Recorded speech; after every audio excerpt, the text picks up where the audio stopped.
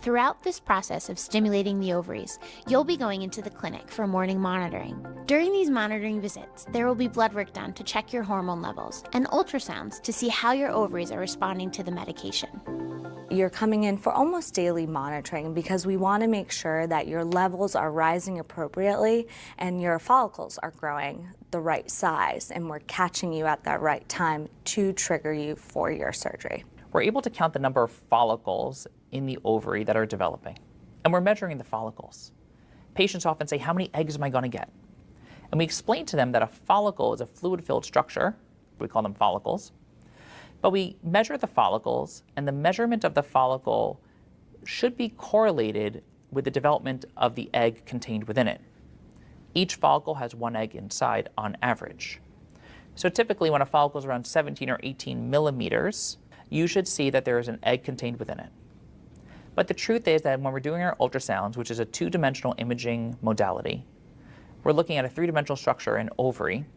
It's like looking at a bunch of grapes. There could be one in front of the other, and one in front of the other, and you can't tell how many fingers I'm holding up on the hand behind the front hand, and the same again. So we typically tell patients that we can get a ballpark of how many follicles are there, and that should be correlated with about how many eggs are there. But it's not until we get to the actual retrieval or harvest process that the embryologists make the call, and they tell us how many eggs were collected. During the cycle, we get a lot of questions about do's and don'ts. Can I do acupuncture? Can I continue SoulCycle? And the majority of the time, the answer is yes. In the beginning of the cycle, you're probably fine. As you get towards the middle and end, we say no more exercise. And the reason is that there's a dreaded complication called ovarian torsion, or twisting of the ovary, that can occur because during the IVF process, you've effectively turned your ovary, a solid organ, into a bunch of grapes. Lots of follicles that are fluid-filled. And your ovary is heavier than it's ever been. But the stem on the grapes is the same size it's always been as well. So it ends up that that ovary can flip over itself and cut off its blood supply. That's a surgical emergency.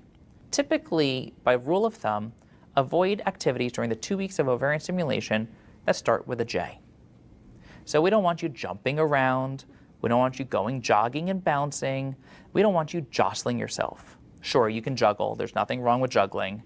But mostly, if you're going to do something that's going to cause you to bump up and down, please refrain. You can do yoga without inversions. You can do stretching. You can do light physical activity, but also listen to your body. If there's a point that you feel full and uncomfortable, don't do it. Most importantly is if you feel weird or off or different, tell your doctor. Do encourage you to take vitamins. We do encourage you to limit stress. I know that's difficult, being this is probably a very stressful time in your life, but it is important to do things that will help you de-stress during this process. We don't say you can't have sex. We just want you to know that there is always a risk where that you can ovulate through these medications. If you're having unprotected intercourse, that could obviously impact the outcome of your cycle. We also have to consider if the male is providing a fresh sample at the time of retrieval, we do want them to abstain for 2 to 5 days. So that is something to consider with sexual activity.